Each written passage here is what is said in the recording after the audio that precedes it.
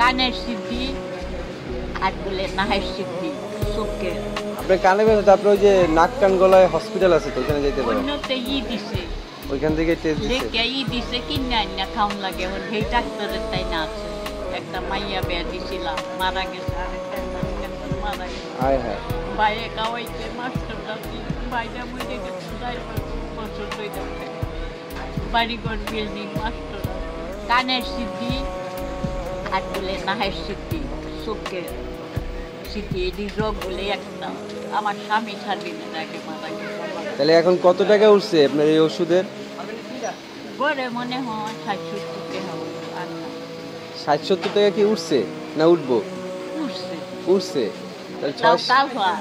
600-700 টাকা যদি আপনার লাগে, তাহলে 60-70 টাকা উঠলে বাকি টাকা আল্লাহ জানে, আমি জানি না। আল্লাহ জানে না, হ্যাঁ, আল্লাহ জানে। আসলেই আল্লাহই জানে। হ্যাঁ। কে কারে কখন ব্যবস্থা করে দেয় বলা যায় না তো।